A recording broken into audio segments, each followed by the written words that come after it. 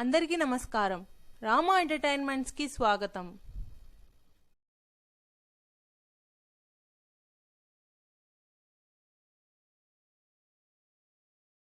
ఈరోజు మనము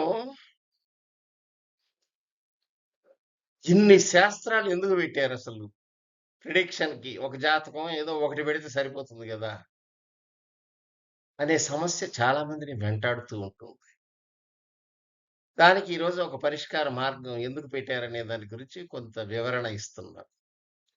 ఎన్ని రకాల శాస్త్రాలున్నాయి ఫస్ట్ ప్రిడిక్షన్‌కి అనన్నట్టయితే లెక్కలేనన్ని శాస్త్రాలున్నాయి. అందులో మనకు తెలిసినయి కొన్ని చెప్తున్నా మీకు. జాతక విభాగం అంటే పుట్టిన డేటు, టైము, ప్లేసు తెలిసినట్లయితే వాళ్ళ గురించి జాతకం రాసి గ్రహాల పొజిషన్ చూసి చెప్పేదాన్ని జ్యోతిష్ శాస్త్రం. అందులో ఇంకా మిగతా శాస్త్రాలు రకరకాలున్నాయి. అందులో హస్త సాముద్రికం చేయి చూసి చెబుతారు. పుట్టుమచ్చల శాస్త్రం బాడీలో ఉండే పుట్టుమచ్చలు చూసి చెప్తారు. ఫేస్ రీడింగ్ మొహం చూసి చెప్తారు. అంగశాస్త్రం, అవయవ శాస్త్రం అవయవాలను చూసి బాడీలో పొందికలు, కాళ్ళు ఎట్లున్నాయి, మోకాళ్ళు ఎట్లున్నాయి, అరటికాళ్ళు ఎట్లున్నాయి, చేతులు ఎలా ఉన్నాయి, ఏ ఏలు పొట్టి, ఏ ఏలు పొడుగు, వీటిని బట్టి అవయవ అంగశాస్త్రం అని ఒకటి ఉంది. శకున శాస్త్రం అని ఉంది. న్యూమరాలజీ అని ఉంది. నేమాలజీ అని ఉంది. ఇట్లా రకరకాల శాస్త్రాలు ఉన్నాయి. ఏ శాస్త్రం కూడా తీసిపోయేది కాదు. దేనికదే దిట్ట. మన వాళ్ళు కొంతమంది అనుకుంటుంటారు ఊరక. ఇప్పుడు 2 చేతులు లేవు వాడికి. ఇంకేం హస్త సాముద్రికం చెబుతావా నువ్వు? ఇంక వాడికి ఏ జాతకం చెబుతావు నువ్వు అని అంటారు. 2 చేతులు లేకపోయినా కూడా జాతకం చెప్పేదానికి వివిధ రకాల శాస్త్రాలను మనకు అందించారండి మన పెద్దలు. అది తెలుసుకోవాలి. ఇప్పుడు చేతులు లేవనంగానే హస్త సాముద్రికం లేకపోతే వాడి ప్రిడిక్షన్ చెప్పలేమా? మిగతా రకరకాలున్నాయి. జాతక విభాగం చూసి చెప్పొచ్చు. లేదు వాళ్ళ తల్లిదండ్రులు జాతకం కూడా రాయలేదనుకోండి. అప్పుడేం చేస్తారు? ప్రశ్నా విభాగం నుంచి చెప్పొచ్చు. అది కూడా మీరు ప్రశ్నించడం కూడా లేదనుకో, నీ పేరును బట్టి చెప్పొచ్చు. ఇన్ని రకాల ఆల్టర్‌నేటివ్స్ అన్నీ పెట్టారండి మన దాంట్లో. ఇవన్నీ ప్రిడిక్షన్స్ మనం తెలుసుకొని జాగ్రత్తగా ఉండమని అనే గాని భయపెట్టేదానికి కాదండి ఈ శాస్త్రాలు చెప్పింది. ఏ ఒక్క శాస్త్రంలో ఒక్క లైన్ అన్నా తప్పు ఉంది అని ఎవరైనా చెప్పగలరా? ప్రూవ్ చేయగలరా? అన్ని శాస్త్రాల్లో ప్రతి లైన్ కూడా ఎంతో విలువైంది. ఒక్కొక్క లైన్‌కి ఒక్కొక్క పీహెచ్‌డీ పొందిన వాళ్ళున్నారు చాలామంది నాకు తెలిసిన వాళ్ళు. అంత నిగూఢమైన రహస్యాలన్నీ ప్రతి శాస్త్రంలో ఉన్నాయి. దాంట్లో ఏందంటే మనకు అందులో శాస్త్రంలో ప్రావీణ్యం లేక, తెలుసుకోలేక, ఏదో నీకు తెలిసిన నాలెడ్జ్‌లో కామన్‌గా తెలిసినయి క్యాలెండర్‌లో చూసినయి, అయి చూసినయి పుస్తకాల్లో మనకు అందుబాటులో ఉన్న పుస్తకాలు చూసి తెలుసుకున్న నాలెడ్జే కానీ, ఒక శాస్త్రం అంటూ ఆ శాస్త్రానికి సంబంధించిన కనీసం ఒక 100 పుస్తకాలు తిరగేసాడా అతని. దాని గురించి ఏమన్నా అవగాహన ఉందా? అనేది తెలుసుకోవాలి. ఇప్పుడు చేతులు లేకపోతే ఇప్పుడు చేతులుంటాయి. అందరికుండే చేతులు అవే. రెండే చేతులు అందరికుండేది. కానీ ముడుచుకుంటే పుడతాయి, ముడుచుకుంటే మడతలొస్తాయని అందరికి తెలుసది. మనం చెప్పేదేముంది? ప్రతి ఒక్కడు ముడుచుకొనే పుడతాడు. ప్రతి ఒక్కడికి గీతలుంటాయి. కానీ ఈ గీతలన్నీ ఒక విధంగా ఉండవు. ఎన్ని కోట్ల మంది జనాభా ఉంటే అన్ని కోట్ల రకాల గీతలుంటాయి. అది అక్కడ తెలుసుకోవాల్సిన విషయం. ఈ గీతలు గూడా మారుతుంటాయి. ఒక 5 ఏళ్లకు ఒకసారి లెక్కన చెయ్యి ఫోటో తీసి పెట్టుకొని చూడండి మీరు. అనుభవం మీద మీరే తెలుసుకుంటారు. ఓహో! గీతలు గూడా మారతాయా? చెయ్యి అప్పుడు అమ్మ గర్భంలో ఉన్నప్పుడు వచ్చిన గీతలే కాదు మళ్ళా మారుతున్నాయి అనే సంగతి కూడా తెలుసుకుంటారు. 5 ఏళ్లకు ఒకసారి మీ చెయ్యిని ఫోటో తీసి పెట్టుకోండి. 10 ఏళ్ళు అయినాక ఇంకో ఫోటో తీయండి. 15 ఏళ్ళు అయినాక ఒక ఫోటో తీయండి. అట్లా అన్ని ఫోటోలని అనలైజ్ చేయండి. ఏ గీతలు పెరిగినాయి, ఏ గీతలు పెరగలేదు మీకే తెలుస్తుంది. దాన్ని ఎవరు చెప్పమనలే. ప్రతి శాస్త్రం కూడా దిట్టే మనది. కాపోతే మన శాస్త్రాలు ఏం చేశారంటే ఇప్పుడు మన వృక్ష శాస్త్రం అని చదువుతున్నాం మనం హై స్కూల్ లెవెల్‌లో. చదువుతున్నామే గానీ దాన్ని ప్రిడిక్షన్‌కి గానీ, లేదు మెడిసిన్‌కి గానీ పనికొచ్చేటట్టు లేదు. ఈ శాస్త్రాలన్నీ ప్రిడిక్షన్‌కి పనికొస్తాయి. ఏం జరుగుతుందని చెప్పగలుగుతారు. వాళ్ళు జబ్బు కూడా నయం జేస్తారు. అన్నిటికి ఈ శాస్త్రంలో పరిష్కార మార్గం ఉంటుంది. ప్రతి జబ్బుకి ఒక పరిష్కారం ఉంటది. ఒక మంత్రం ఉంటది. ఏం లేకపోతే ఇప్పుడు మనం ఉన్నామండి. ఒక రావి చెట్టు చుట్టూ తిరిగాయా నువ్వు విష్ణు సహస్రనామం 100 108 సార్లు చదివినంత పుణ్యం వస్తదని చెబుతాడు ఒకాయన. ఎందుకు పెట్టారనుకున్నారు అది? అసలు వీడు ఏం చదువు రాకపోతే ఏం చేస్తాడు వాడు? అప్పుడు వాడు కూడా చదవాలి గదా! దానికి పరిష్కార మార్గాలు ఈ చెట్ల రూపంలో జెప్పారు. ఒక్కో చెట్టు ఒక్కో రకంగా ఉంటదని చెప్పారు. రాగి చెట్టు అంటే ఏంది? అశ్వత్థ వృక్షం అంటారు. మూలతో బ్రహ్మరూపాయ, మధ్యతో విష్ణురూపిణే, అగ్రతో శివరూపాయ, వృక్ష రాజాయతి నమః. వృక్షాలన్నిటిలో కింగ్ అనమాట అది. ఆ చెట్టు దగ్గర 10 నిమిషాలు ఉన్నా చాలు. హైయెస్ట్ ఆక్సిజన్ ఈల్డింగ్ ట్రీ ఏదైనా ఉంటే ఆ రాగి చెట్టు. అట్లా అది కూడా చేతగాని వాళ్ళకి పశువులను కూడా గౌరవించమన్నారు. జంతు శాస్త్రం అని ఉంది. అందులో ఆవుని గురించి మీరు రోజు పూజించటం గాని, ఏమైనా చేస్తే మీకెంత హెల్తీగా ఉంటదనేది చూసుకోండి. ఎన్ని రకాల జబ్బులు నయం చేస్తుంది. ఎన్ని రకాలు రానీయకుండా చేస్తుంది దుష్ట శక్తులను ఆవు. దాని పంచకం చాలు. చల్లారంటే ఇంట్లో మీకన్నీ.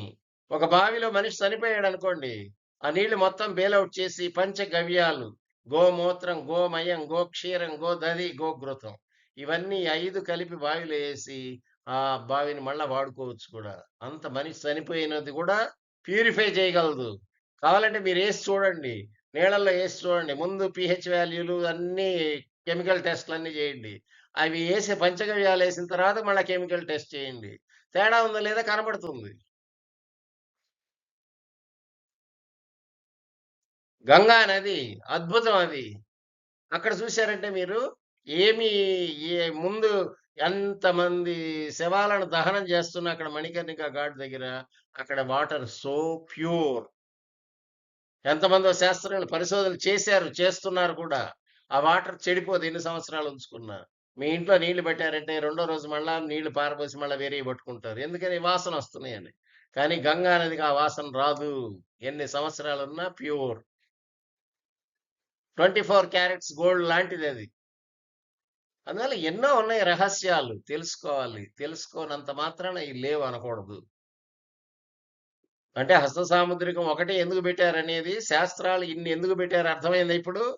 ఒకటి లేకపోతే ఇంకొక దాని నుంచి ప్రిడిక్ట్ చేస్తారు. అయి కూడా లేదు పేరుని బట్టి కూడా ప్రిడిక్ట్ చేస్తారు. ఇట్లా మన శాస్త్రాల్లో ఆల్టర్‌నేటివ్స్ చెప్పారు. ఇప్పుడు ఎనకటి రోజుల్లో మనం రాగి సంగటి తింటున్నామండి. రాగులు పండినప్పుడు. తర్వాత మళ్ళా సజ్జలు, జొన్నల అన్నం తిన్నాం, కొర్రల అన్నం తిన్నాం, వరిగల అన్నం తిన్నాం. వరిగలు మళ్ళా అన్నం, బియ్యం కలిపి మిక్స్ చేసుకొని తిన్నాం. ఇప్పుడు రైస్ తింటున్నాం ఇప్పుడు. అది తేడా. ఇన్ని రకాలు ఎందుకు పెట్టాడంటే ఒక్కోళ్ళకి ఒక్కోటి నచ్చుతుంది. ఇప్పుడు రాగి సంకటి స్పెషల్ అంటాడు పెళ్ళిలో. అది ఎప్పుడో మనం తినేసిందే అది. కానీ ఇప్పుడు అది స్పెషల్ ఇక్కడ. అర్థమైందా? అందువల్ల ఇన్ని రకాల అవసరం లే. ఒకటుంటే చాలు. దాంతోటే బతకచ్చు. కానీ ఎందుకు పెట్టాడు? అన్నీ ప్రతి ఒక్కటి ఒక ఉపయోగం ఉంటది నీకు. ఈ ఒకటి తింటే ఒక రకం ఉపయోగం ఉంటది. అట్లా రకరకాల కూరగాయలు పెట్టారు. బెండకాయ, దొండకాయ, టమేటా, మునక్కాయ, ఇట్లా క్యాబేజీ, క్యారెట్, బీట్రూట్ ఇవన్నీ ఎన్ని రకాలు పెట్టారు. ఎన్ని రకాల కూరగాయలు పెట్టారు. ఇవన్నీ ఎవరి కోసం? మీకోసమే. ఒక్కొక్కటి ఒక్కో రకం జబ్బుని నయం చేస్తుంది. మనకు వృక్ష శాస్త్రంలో కూడా నేను అడిగేది ఏందంటే, మనకు పనికొచ్చే చెట్లు మన ఇంటి చుట్టూనే ఉన్నాయి. ఒక బెణుకాకుంది. బెణుకు ఏసి కాలు కట్టుకున్నారనుకోండి, బెణుకు తగ్గిపోతుంది. దానికి డాక్టర్ దగ్గరికి పోయి కట్లు కట్టించి, పిండి కట్లు కట్టించి, నానా అవస్థలు పడి 6 నెలలు బెడ్ మీద పడుకోవాల్సిన పని లేదు. అదే గాయం ఆకుంది. ఎక్కడైనా ఒక గాయం నెత్తురు బయటకొచ్చిందనుకోండి, అట్లాంటి చోట ఈ గాయం ఆకుని గాని పిండేస్తే మన చిన్న పువ్వులాగుంటది. చామంతి పువ్వు వచ్చినట్టుగా సన్నది పొడుగు కాడొచ్చి. దాని రసం అట్లా పిండేసామంటే అట్లే ఎండిపోతుంది అంతే. మాడిపోతుంది. ఇట్లాంటివన్నీ సబ్జెక్ట్‌లో ఇంక్లూడ్ చేయాలి. ప్రిడిక్షన్‌కి పనికొచ్చేవి, మనకు జబ్బులకి నయం చేసేదానికి పనికొచ్చేవి. ఇవన్నీ కూడా సబ్జెక్ట్‌లో యాడ్ చేస్తే సబ్జెక్ట్ ఇంట్రెస్టింగ్‌గా ఉంటది. సైన్స్ చదవాలనే కోరిక కలుగుతుంది. ఉత్త చెట్లు పెడతారు. ఏముంది ఉపయోగం ఏంది? ఆ చెట్టు తెలుసుకొని ఉపయోగం. చెట్టు దేనికి పనికొస్తుంది? ఏ జబ్బుకి పనికొస్తుంది? ఏమేం ప్రిడిక్షన్ చేయగలవు?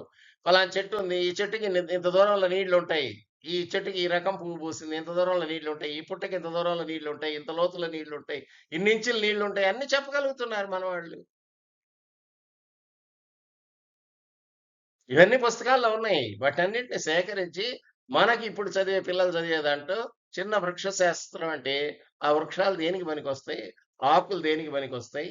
ఇవన్నీ కూడా కొంత నేర్పించినట్టయితే పిల్లలకి చిన్న చిన్న జబ్బులు గాని, చిన్న చిన్న ఏదైనా జరిగినా గాని, ప్రతిదానికి హాస్పిటల్ ఎమ్మట పరిగెత్తకుండా వాళ్ళ జబ్బు వాళ్ళు నయం జేసుకుంటారు. నేను రీసెంట్‌గా జరిగింది ఒక విషయం చెబుతా. చెప్పు గరిచిందని హాస్పిటల్‌కి పోతే, "మీకు షుగర్ ఉందా? బీపీ ఉందా? అదేమన్నా ఇరిగిందేమో, దాన్ని చూస్తాం, ఎక్స్‌రే తీస్తాం." ఇయన్నీ చేసండి రూ. 10,000 వసూలు చేసి, ఒక ఆయింట్‌మెంట్ ఇచ్చి రాసుకోమంటాడు. ఒక మాత్ర ఇచ్చి మింగమంటాడు. దీనికేం పనిలే గాయమా కుక్కరు రుద్దిరా, సున్నం అంత పట్టి ఏసినా 5 నిమిషాల్లో పోతుంది. రూ. 10,000 బిల్లేస్తున్నారు. కాలు తీసేయాల్సొస్తదని భయపెడుతున్నాడు ఇంకాయన. దేనికి? చెప్పు ఒక్కరు కరిసిన దానికి. ఇట్లా ఉన్న రోజుల్లో చిన్న చిన్నయన్నా పిల్లలకి నేర్పినట్టయితే, మన తరం తర్వాత వాళ్ళకైనా పిల్లలకి చూపిచ్చండి. ఈ చెట్టు దీనికి వాడతారు. ఈ చెట్టు దీనికి వాడతారని. కనీసం తల్లిదండ్రులన్నా ఇప్పటికన్నా మీ పిల్లలకి కొద్దిగా నేర్పించండి. చిన్నవాటికి హాస్పిటల్ చుట్టూ తిరగద్దని చెప్పండి. ఈ గవర్నమెంట్‌కి కూడా నేను సజెషన్ ఇచ్చేదేంటంటే, ఇట్లాంటివన్నీ గూడా తెలిసిన వాళ్ళందరిని పిలిచి, కూర్చోబెట్టి, ఈ వృక్షం దీనికి పనికొస్తుంది. ఈ చిన్న మొక్క దీనికి పనికొస్తుంది. ఇది దీనికి పనికొస్తుంది. ఈ పిప్పింటాకు దీనికి పనికొస్తుంది. వావిలాకు దీనికి పనికొస్తుంది. నొప్పులకి పనికొస్తుంది అని వాళ్ళకి చెప్పాలి. చదువుకునేటప్పుడే అది ఇంబైబ్ చేసామంటే ఆటోమేటిక్‌గా దే విల్ లెర్న్ ఇట్ వాళ్ళ పిల్లలకి గాని, వాళ్ళు గాని నేర్చుకుంటారు. వాళ్ళు పాటిస్తారు. వాళ్ళ పిల్లలకు కూడా చెబుతారు. ఇప్పుడు చదువుకునే సైన్స్‌లో వృక్షశాస్త్రం అని పెట్టి ఏవేంటియో పెడుతున్నారు గానీ, అసలు పనికొచ్చేది ఒక్కటి కూడా పెట్టం. పనికొచ్చే వాటిని కూడా ఇన్కార్పొరేట్ చేస్తే చాలా మంచిదని నా మనవి. అందువల్ల శాస్త్రాలు ఒకటి పోయినా ఇంకోటుండాలి. ఇది పోతే ఇంకోటుండాలి అంతే. మనకు ఎనర్జీ వాడుకుంటున్నాం. హైడల్ పవర్ వాడుతున్నాం. అచ్చం ఒకదాని మీదనే డిపెండ్ అయ్యి ఉండకూడదు. ఇంకోటి థర్మల్ పవర్, ఇంకోటి సోలార్ పవర్, ఇంకోటి మన ఎనర్జీ, వేవ్స్ ఎనర్జీ పవర్. అట్లా ఎన్ని రకాల పవర్స్ ఉంటాయో అన్నీ వాడుకోవటం అలవాటు చేసుకోవాలి. ఒకదాన్నే మొత్తం అయిపిచ్చేయకూడదు. అందువల్ల నేను చెప్పేదేందంటే, ఇవి చిన్న చిన్న వాటికి శాస్త్రాలన్నీ పెట్టింది కూడా ఓకే. అన్నీ మంచివే. ఎవరు శాస్త్రం లేదు ఇదంతా ట్రాష్ అన్నాడంటే ఆయనకేం తెలీదని అర్థం చేసుకోండి. శాస్త్రం మొత్తం నాకు తెలుసన్నా గూడా ట్రాష్ అన్నా గాని ఆయన్ని కూడా పక్కన పెట్టేయొచ్చు. ఎందుకంటే ఏం తెలీదు దాని గురించి. మొత్తం తెలుసుకోవాలన్నా బోలెడంత టైం పడుతుంది ఈ శాస్త్రాలన్నీ నేర్చుకోవాలంటే. ఒక మనిషికి అయ్యే పని గాదు. ఒక మనిషి ఒక శాస్త్రంలో నిపుణుడు కావడానికే సుమారు 20 ఏళ్ళు, 30 ఏళ్ళు పడుతుంది. అది. అట్లాంటి ఎన్నో రహస్యాలున్నాయి. అన్ని శాస్త్రాల్లో ఉన్నాయి. ఇప్పుడు శకున శాస్త్రం ఉంది. దాంట్లో మనిషికి ఈ విధంగా జరుగుతుందని మీకు సింప్టమ్ వస్తదంతే. అది జరిగిందా లేదా చూసుకోండి మీరే. 4 సార్లు చూస్తే మీరు కూడా ఆ శాస్త్రం ఓకే అంటారు. శాస్త్రం అంటే which is acceptable by all the people. Then only it will called as a శాస్త్ర.